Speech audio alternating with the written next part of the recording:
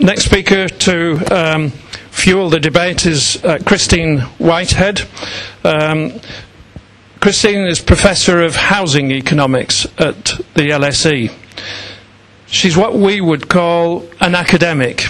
In some people's minds, not the real world of doing things, but in fact, keeping alive that tireless quest for knowledge and understanding that we practitioners need if we are to call ourselves professional.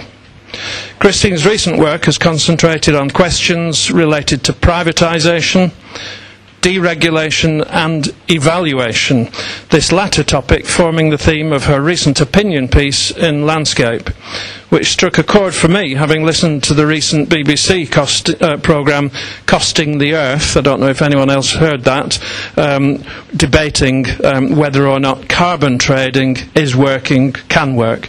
Christine. Thank you very much. And yes, I'm a simple-minded economist. I am not a designer or a planner or any of the useful things which are sitting around this.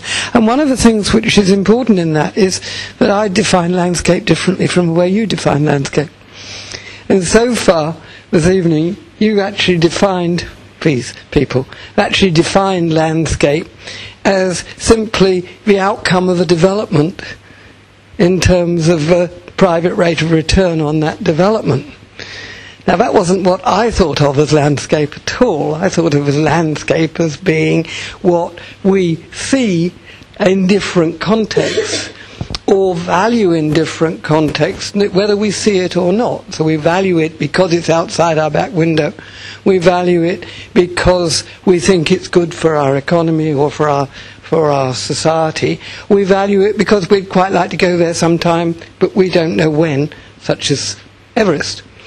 So we value it for very different reasons. And I hadn't really thought of the way that you're saying why I invest in landscape as being a problem. In that sense, you're basically saying you do an investment with one type of outcome, and you do an investment with another type of outcome. You estimate what the rates of return will be on those two, and if the landscape is good, then people will pay higher rents and they'll be there more often, and so the value will be up. Now, obviously, it's a problem getting all of those data, but it's a very straightforward approach to it.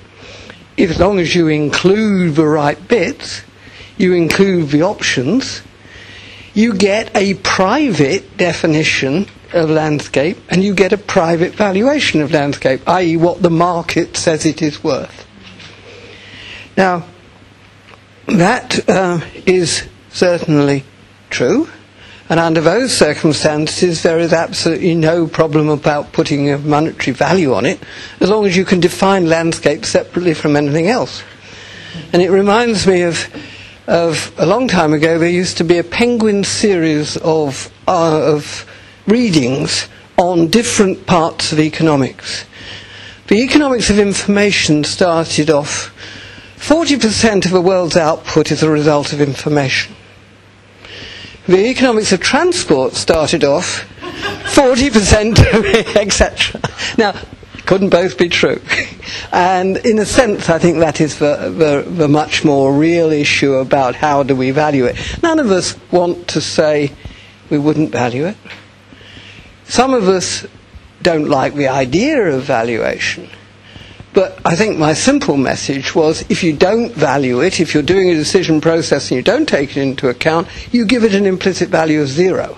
And that is the exact opposite of what you want to do. So if you don't take it into account, you are not enabling it to have a value. On the other hand, the other side of that is that I don't think you can go around and say, how much is that bit of landscape, that view, or whatever we're calling, worth directly. What I think we can say is, if you were to do this, then how much would you feel that you as a community had lost from doing this or gained from doing this. So you can say, if you want to maintain this piece of landscape without any housing on it, then the opportunity cost of doing that is reasonably clear-cut. You will get 40 houses, or you will get whatever. The costs of those are that. Is that what you as a community value landscape as? Now, the first time you do that, you don't get very much. But the second time you do it, and you find that the value is 3 times as much, you learn about the relativities. And that is, I think, what we're fundamentally about. Thanks.